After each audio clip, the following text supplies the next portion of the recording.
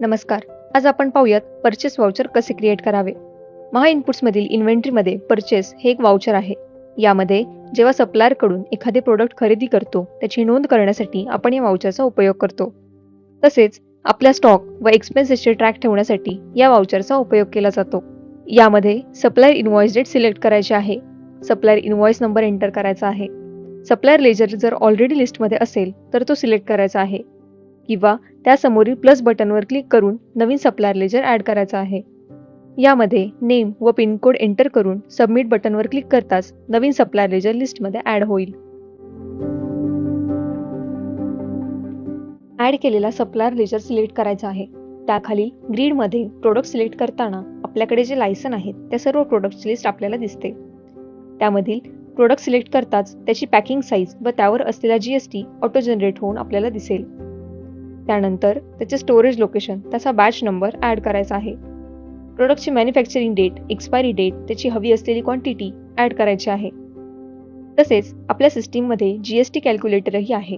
यामध्ये प्रोडक्टची म्हणजेच बेस अमाऊंट ॲड करायची आहे व त्यावर असलेला GST ॲड करताच तुम्हाला त्याचे परचेस रेट विथ GST मिळेल.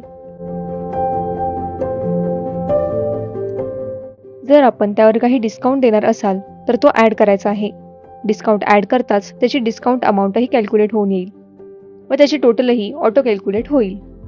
त्यानंतर त्याचे cash sale rate with GST, credit sale rate with GST, त्याचे ट्रान्सपोर्टेशन चार्जेस व लेबर चार्जेस ॲड करायचे आहेत.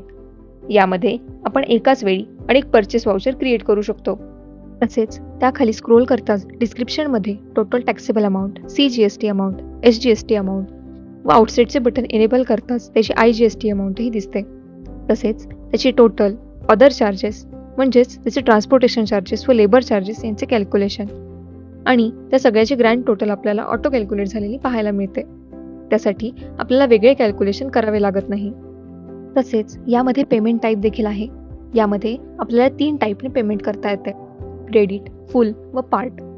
त्यानंतर फुलमध्ये आपल्याला लेजर ऑप्शन सिलेक्ट करता येतात. यामध्ये कॅश इन हँड किंवा आपण ॲड केलेले बँकचे अकाउंट आपण सिलेक्ट करू शकतो.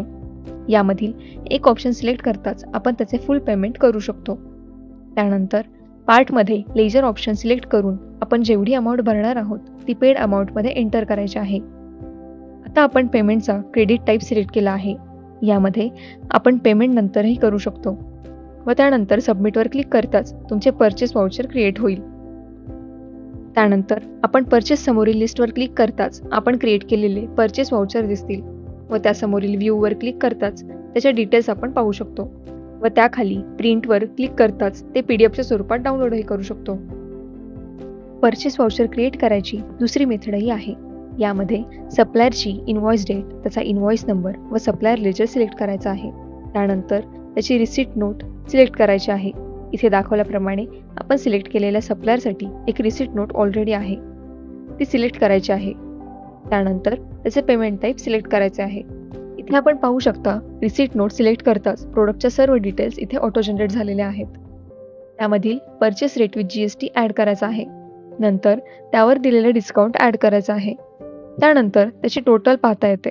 त्यानंतर त्याखालील डिस्क्रिप्शनमध्ये टोटल टॅक्सेबल अमाऊंट, त्याची CGST अमाऊंट, SGST अमाऊंट, आउटसेटचे बटन एनेबल करताच त्याची IGST अमाऊंटही दिसेल. त्यानंतर त्याची टोटल, अदर चार्जेस म्हणजेच ट्रान्सपोर्टेशन चार्जेस व लेबर चार्जेस यांची ती टोटल व त्या सगळ्यांची ग्रँड टोटल ऑटो कॅल्क्युलेट झालेली दिसते. त्यासाठी आपल्याला वेगळे कॅल्क्युलेशन करावे लागत नाही. त्यानंतर सबमिटवर क्लिक करताच परचेस वाउचर क्रिएट होईल. त्यानंतर परचेस समोरील लिस्टवर क्लिक करताच आपण क्रिएट केलेले परचेस वाउचर आपल्याला दिसतात व त्याच्या व्ह्यूवर क्लिक करताच त्याच्या डिटेल्सही दिसतात व त्याखालील प्रिंटवर क्लिक करताच त्या आपण PDFच्या स्वरूपात डाउनलोडही करू शकतो. अशा प्रकारे 2 मेथडने आपण परचेस वाउचर क्रिएट करू शकतो. धन्यवाद.